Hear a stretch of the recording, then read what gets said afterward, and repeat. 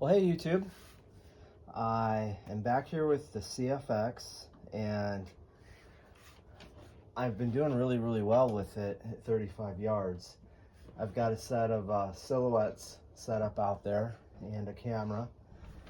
I was reading through comments, and I took the advice that people were giving me, and one of the things I did is I swapped out to a different scope. And this is a Hammer's 4x12x40 AO scope that I had. I also switched to a different mount, this one-piece mount with 4 bolts to clamp it. And if you notice closely, I got rid of the rail that was on here. Gammo came with a second rail. It was made out of aluminum, and it was a real pain to get it off. It didn't want to just come off. It was like clipped on, even though all the bolts were loose. And I actually had to drive it forward and off the spring tube rail with a rubber mallet. I also switched and started using these H&N Field Target Trophy. They're a 14.66 grain pellet, and it's been consistent with these. It's not perfect every time, but I think a lot of that's me. The gun, I've noticed, will jump, and so one of the things I did to combat that is I had that nylon bag for a four-wheeler cover I'd used on top of my shooting bag, and then I had some these are actually hand guards off the snow machine, and they're just soft, and I put those in the bag just to kind of soften things up a little bit, maybe hold it a little better. That's how I'm shooting the best. I can put my hand under it and I don't shoot as well as off the bag.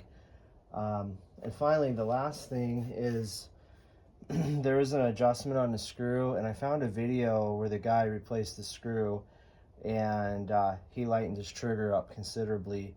I think that video was from like 7 years ago. The gun looked the same, and it had this plastic trigger. Unfortunately, in my little town, they didn't have a selection of screws, so I just put the stock screw back in, and then I have it. I'm kind of finicky. Sometimes I like it tighter, sometimes I like it loose. So right now, I got it pretty loose, and I can kind of feel the trigger. I think I'm struggling with the recoil and the trigger on this gun. If it had a better trigger, I think I'd be doing a lot better. I also include I did a shot string. So I did a 10-shot string with this gun using some Hotson pellets that I had, and it was pretty consistent. There were some jumps in there, but overall, I think it was pretty consistent. But anyway, let's see how I do here at 35 yards. I really do like the gun, as much bashing and frustration I've had with it. I like how it feels when not necessarily the recoil, but I just like how the gun feels. It just feels solid and well made, and it shows some real brilliance here and there. Let's see if I can display that. Okay. Believe it or not, I hit all of these, and I'm like, I'm gonna do a video and I'm gonna show how this gun does. All right, let's try again. I have to be really slow on the trigger, or else it seems to pull the shot.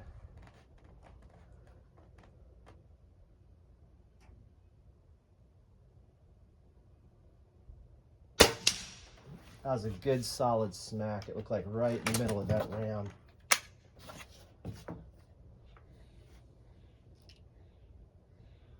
Yeah, these H&N Field and Trophy seem to be the most consistent out of all the pellets I've tried.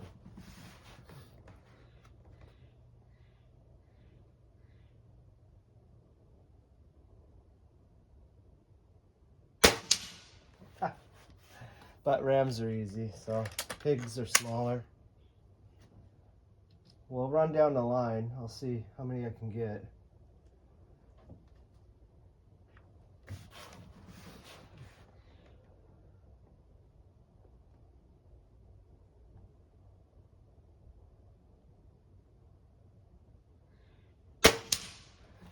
I do need to include the muzzle video that I did of this. Last week last weekend I think it was, I pulled the shroud off and was looking at it, and it's really crazy. The end of the barrel It looks like the male end of a compressed air fitting. Super strange looking.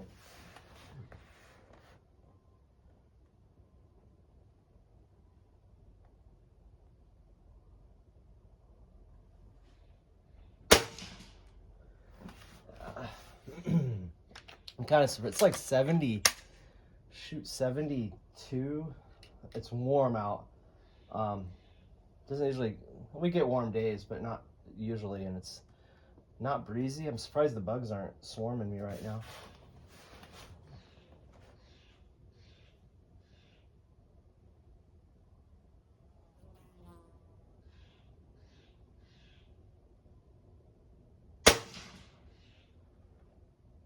I don't know.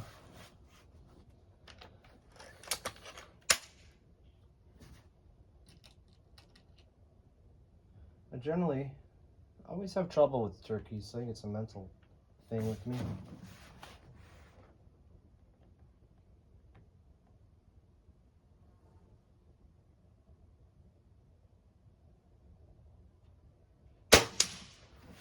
There we go. This gun, man, it's not easy to shoot. At least it's not for me. And I have other Springers and they're easier to shoot. This thing's, it's not.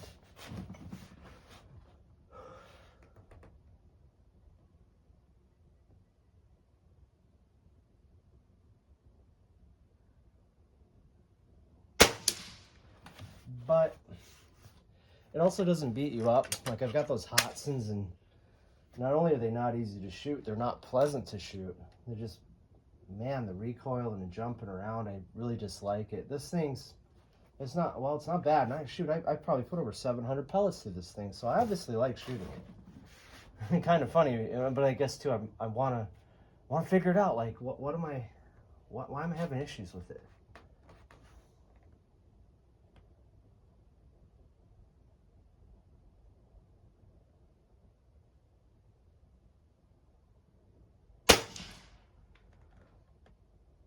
Huh.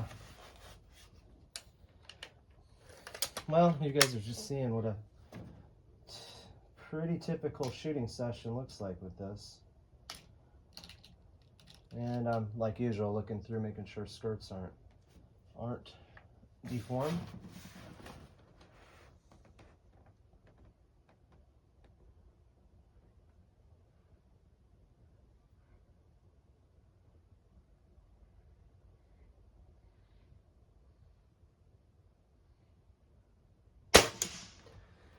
The trigger, you can, I need to look up what the definition of creep is. It might be what this thing has, I don't know. Just sure feels mushy. You just don't, it's really hard to feel that distinct, what do they call it, the wall, where you know it's gonna go. All right, chickens, I don't know here.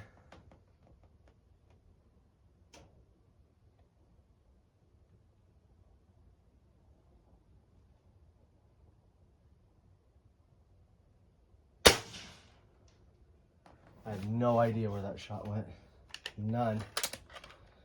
I'll give it 3 more and then we'll call it a video. And so I think what I'll do is I'll edit this down. Otherwise, if I do it real time, it'll be too long. Yeah, dang. Actually, well, last night I was hitting them 50% of the time, so nothing too exciting.